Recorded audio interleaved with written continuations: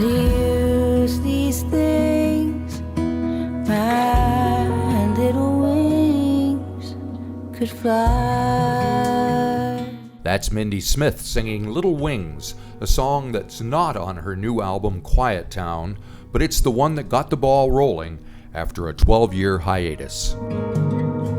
It was the song that got me to where I wanted to create, a full-length album of songs that I'd written over the last, I would say, since probably I think the oldest song is 2017 or 2016. So it was time. I needed to be singing new songs. I still have the story and I want to share it. Right. So what was it about? Was there something specific about that song that made you want to proceed on, or was it just the act of creating and putting it out?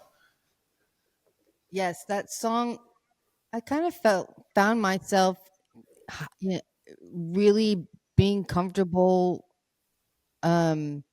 isolating, and just I guess I got to where had a lot of insecurities, but I was frustrated with that because I wanted to be able to be out there doing what I love, which is singing songs and writing music, but I was sort of held back, and this song really helped me get over the hump and go, okay, I do still have something to say. I do still have music to make, and I do really want to share it with people.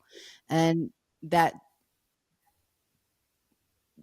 the wheels started moving, and I wrote a song called Quiet Town shortly after, or around the same time, about, well, actually, no, Quiet Town is older.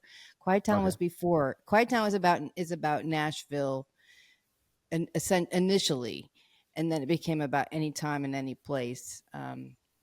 But yeah, the song is called Little Wings. We wound up releasing it, and it was the motivator to make me go, okay, I got the only way to get music out there is to go make music. So that does help. Yes. And of course, 12 years is a long time in the music business. Things have changed over the course of that time. Everybody's all about the Spotify numbers and all that, and nobody's really making any money off of creating the music. It's all about touring and stuff. So have you had some time to think about that, and what's your reaction to it?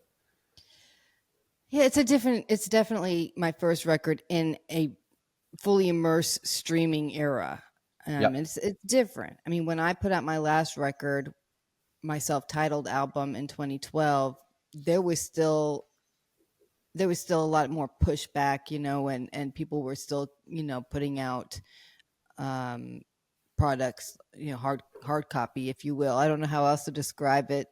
And I'm a fan of buying, CDs and things like that, because when it all hits the fan, and you lose, maybe that we won't have power, you at least have your own library of songs to listen to. Streaming's not going to be, anyway. But I'm glad that now vinyl's made a comeback, because that really does help a lot, and it helps people get excited about the interactive element of placing a disc on the table and setting the needle down. I think it's very analog, and people appreciate the experience of music again. Yep. There's just nothing about like that sound of the needle hitting the vinyl and going little crackles, and it's so warm, fuzzy. Exactly. No, I agree. There's something about the experience, and I think people do miss that, interactive element of music. So over the course of the 12 years between records, was there ever a time when you thought you wouldn't put out another record? No.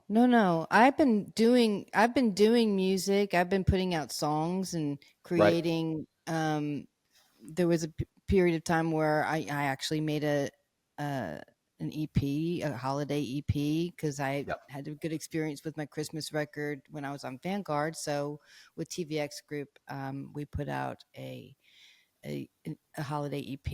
I did an album for a television program here called Shelter Me, where an awesome producer named Stephen Latham. It's all for animal shelters, and they go and rescue animals all over the nation and even I think the world now. And so I did a record with them for to help sort of raise funds and all the things like that need. It was a PBS program. I know you're familiar with PBS, but here in the I am United indeed. States, that's government programming, and it's one of my favorite channels, to be honest with you. Yeah. Um, I have had things going on. I did something with a fella named Kenny Chesney not too long ago, Sure. where I Yeah. Yeah. sang a little part on his song that he put out called "Better Boat." And so there have been things I've been up to. It's just not been a full length album until now. Gotcha. Right. And you made this record with a guy named Neelon Hubard. Am I pronouncing his name correctly? You are indeed. Okay. Neil Tell me is what he such brings to the table. everything you can imagine. He is one of the kindest, most calming spirits to be around, so that helps. He's just and he's not the kind of person you would who puts himself out as this, big, I'm, God's gift. He's very subtly a genius in a way where you don't know it's going to hit you, and you wind up going, oh my gosh, this guy's actually really is a genius. So I love his humbleness. He's also a videographer, and Oh, he can do it all. He's one of those people.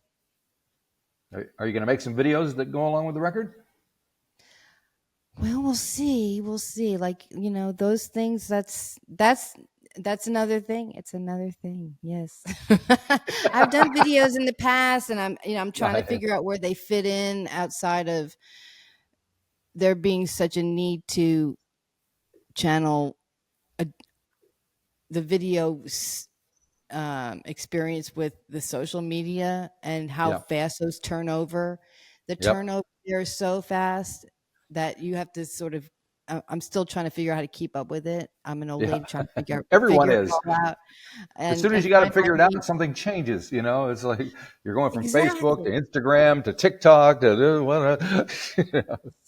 That's why. So yeah, so do it. I'm just trying to figure out how to do it the only way I know how, which is make it up as I go. But again, that's another thing. I think there's that. Uh, you when you put the expense into creating a big video, I mean, it's not like I'm Taylor Swift. I mean, Who is? it is gonna, but it's gonna be, I've got to understand the algorithms. I can't say that word right now. Yeah. Algorithms. That's To it. But I think a lot of people, I think a lot of people are coming from that place where Yeah. you have to sort of determine, okay, how long is this going to be in people's peripheral? I mean, is it going to Yeah. just be out for 3 minutes and then scroll to the next thing? So there has to be. I'm still figuring that out. All right. All right. So you recorded the album in East Nashville. What were the sessions like? Because you got a pretty good batch of players with you. Was there discussion? Did you send the songs to them beforehand? Did you work it out in the studio? How did it all work?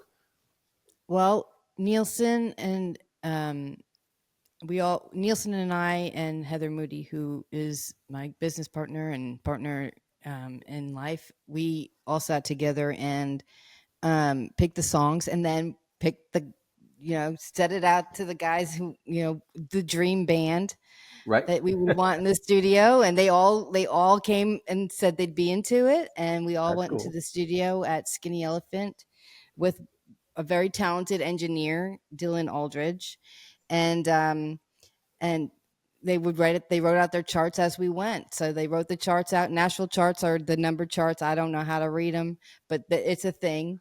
It's a magical thing. And we sat in a room, each song, and they wrote them out, and we threw out maybe a couple ideas, just the key and Yeah. and the vibe that we were looking for. And everybody just went in and brought their talents to the table. And that's something that's really special about Nashville. You get the right group of musicians together, and a lot of them all have worked together in the past in different scenarios. It's, and different groups, but One of my favorite things about recording here is that you can go in with a live band in 2 days or three, in this case, 3 days, and Right. cut an 11, 12 track album. And Yep. Yep. it sound really stellar because they're all a plus plus plus plus. Yeah. Yeah. Yeah. Exactly. So one of the tracks that's been released already is Jericho, and it's a co-write, and it's definitely a standout from the whole. I've heard the whole album. Is there anything you care to comment about that song? I'm going down to Jericho. Old time gospel on the radio. Bones and signs on the desert road shoulder, raising uphill like a holy roller, rolling down to Jericho. I wrote that with Matresa Berg, the legendary songwriter, and vocalist, artist, all around, tremendous influence. And she and I were talking about some of the things we were struggling with seeing happen.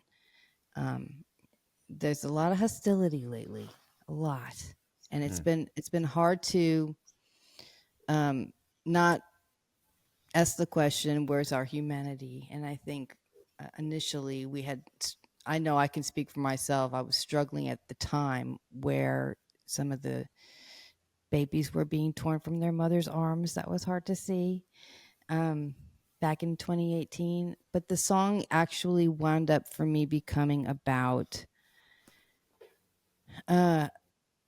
what love can actually do if we all just sort of call upon it, even in the most difficult, most anger ridden times. I think it can break down walls. And so to me, that's what the song is about. Um, Appealing to the better angels of our nature. I know we still have them. We still got them. We just have to lean on them a little bit more than we have been. And that's what I would say about that song. Yeah. And speaking of walls, it's followed by a song called "I'd Rather Be a Bridge Than a Wall." So it does feel and seem like, from the perspective outside of the States, that there's a lot of divisiveness and walls wanting to be put up and torn down. So is that weighing heavily on you? Every time I let somebody in, somehow I just wind up at the start again. And I'm lucky I survived at all. Still I'd rather be a bridge. I'd rather be a bridge. I'd rather be a bridge than be a wall. I think because I naturally build walls around myself, that to see outside of where you think, okay, well, I'm probably going to come out of my little walls, and the walls are just getting placed everywhere, and so I feel like, because that's where I tend to lean as a person. I love the idea of being a bridge where there's an open path to one another. And I sat down with KS Rhodes and wrote that song. I was with Heather, and I were down at downtown Nashville under the bridge, one of these bridges, and she was taking pictures, and she said, "I'd rather be a bridge than be a wall." And I said, that is a song. So I went and wrote that with KS Rhodes, and he's a genius too. And so, in addition to Matresa and some of the other writers on this record.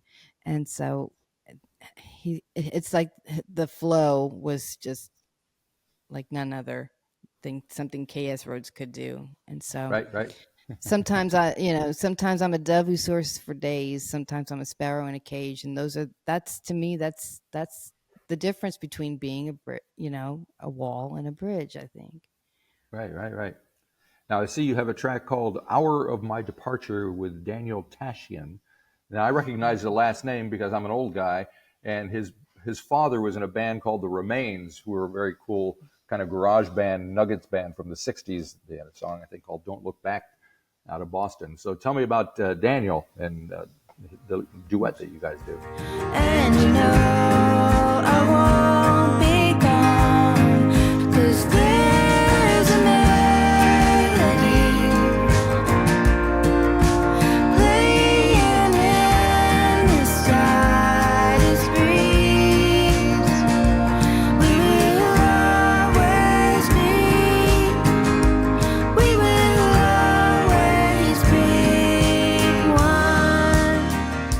Daniel and I've worked together for a very long time. We've written together over the years. I've known him over 20 years, and we would every now and then get together, and I love to write duets with him because we both like to sing a part that you don't know which is the lead and which is the harmony. That's just sort of how we've always written together, so it's kind of Uh-huh. fun to mess around with just which is which there. And actually Daniel's really gone on to do some pretty amazing things since we wrote that song, where he's produced a little known gal, Casey Musgrave's Oh, record, yeah, I've heard of Golden her. Hour, which did pretty well. Yep.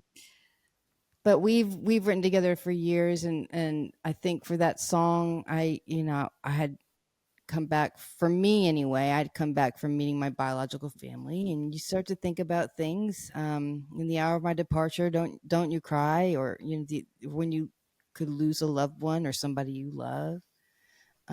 It's a message that we're always going to be one, or it could be somebody has to move on to another place, I don't like to Right. put too many rules on what people take away from a song, but Right. Sure. I just know that what it means to me, and that's what I can share. Yeah. Now, you mentioned meeting your birth family, which must have been very profound for you and moving and all that stuff. But from a music, and from what I read, it kind of helped you discover your Blue Ridge Appalachian mountain roots as well, which is a musical thing. So I'm going to go at it from that direction.